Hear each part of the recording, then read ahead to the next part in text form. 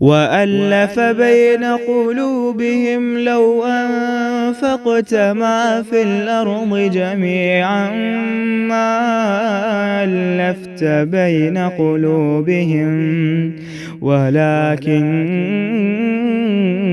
اللَّهَ أَلَّفَ بَيْنَهُمْ إِنَّهُ عَزِيزٌ حَكِيمٌ۔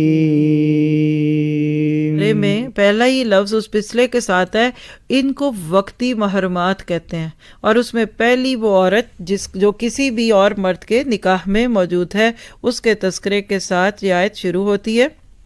دیکھیے گا، اور حرام کی گئی شوہر والی عورتیں مگر جو تمہاری ملکیت میں آ جائیں، یہاں ہر مرد کو پیغام دے دیا۔ نظر تو ویسے ہی جھکانی ہے، کسی اور لڑکی کو ویسے بھی نہیں دیکھنا، لیکن جب کوئی عورت کسی کے نکاح میں آ جائے، وہ چاہے شو بزنس کی کوئی خود کو دکھانے والی بہن کیوں نہ ہو اور کوئی دین کی بات کرنے والی کیوں نہ ہو، اس کے بارے میں کوئی شہوت نہ رکھیے، کیونکہ وہ عورت آپ کی بیوی نہیں بن سکتی۔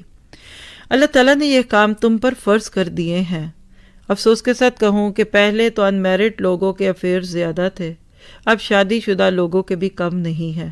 کس کی بیوی کس کا شوہر، اور اب ایسے فنکشنز اپنائے جاتے لگے کہ جس میں کچھ عرصے کے لیے ایک دوسرے سے بیویاں ایکسچینج کرتے ہیں۔ لا حول ولا قوت الا باللہ، اس سے بڑا مسلمان امت کا زوال اور کیا ہوگا۔ اللہ تعالی ہمیں ان ساروں سے بچا کے رکھے، اور یاد رکھیے کہ ہماری زندگی میں اگر یہ چیزیں آ رہی ہیں تو کل کیا ہوگا۔ آج کل جو حالات ہیں، میں احادیث میں پڑھ رہی تھی کہ قیامت کے قریب کی جو چیزیں ہیں ان میں سے یہ چیز عام ہوگی جو اب نظر آ گئی۔ اور میں رات کو بات کرتے ہوئے اللہ تعالیٰ سے کہہ رہی تھی، اللہ تعالیٰ بس اسباب بننے دکھ گئے ہیں۔ کبھی ہم سوچتے تھے ایسا ہوگا ویسا ہوگا، لیکن اب واقعی اس کا 10% تو صرف اس ایک پچھلے سال میں کھل گیا کہ نبی کی احادیث کی سچائی آپ کو آج بھی اس دنیا میں دکھنے لگ گئی۔ تو اللہ تعالیٰ سے دعا ہے کہ ایسی ساری قباحتیں، خرابیاں اور وہ اسباب جو آج شروع میں ہی آپ کو دے دی ہیں، اس سے اللہ تعالیٰ ہمیں بچائے، ہماری نسلیں ان چیزوں سے بچ جائیں، ورنہ نہ جانے کل کیا ہوگا۔ حدیث میں آتا ہے قیامت کے قریب لوگ جانوروں کی طرح سڑک کے ارد گرد یعنی رستوں میں زنا کر رہے ہوں گے، اور ایسے وقت میں اگر کوئی ان کو یہ کہتے کہ بھائی دیوار کی اوٹ میں چلے جاؤ، تو اس کا وہ اعلیٰ مقام ہوگا جو کسی دور میں صحابہ کا مقام تھا۔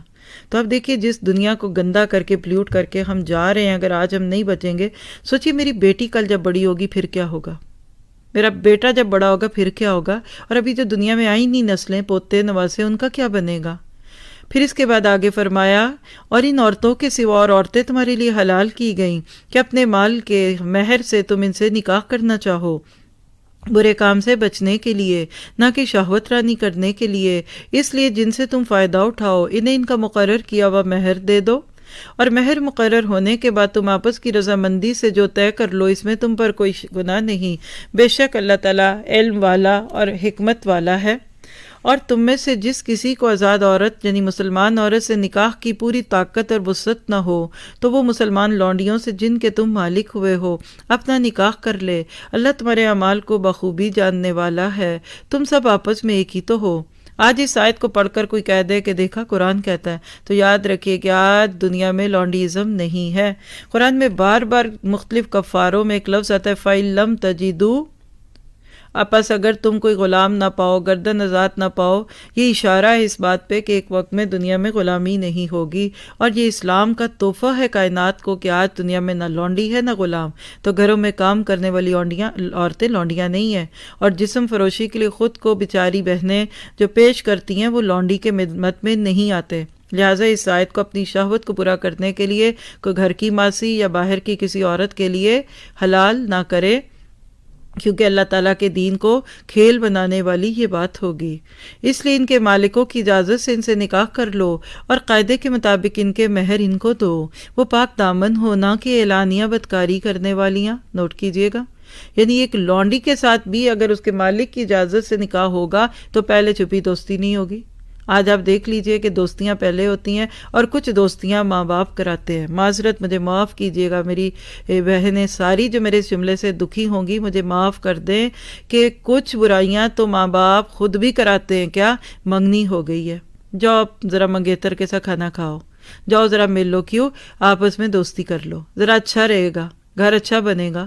ایسی 20 مثالیں تو صرف میرے جیسے ایک کمزور بندے کے پاس ہیں۔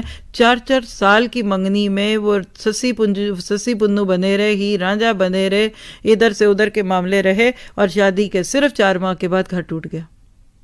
اور ایک بچی نے اپنا خود آ کے کونسلنگ میں سنایا۔ میں نے کہا کیوں؟ کہتی شادی سے پہلے میری جوتیاں اٹھا کے پھرتا تھا، اور شادی کے 4 ماہ بعد مجھے پتہ چلا کہ وہ منگیتر تھا، یہ شوہر ہے۔ آپ اپنے بچوں کو خود زنا پہ مائل کریں گے اگر آپ ان کو پھر ایک اور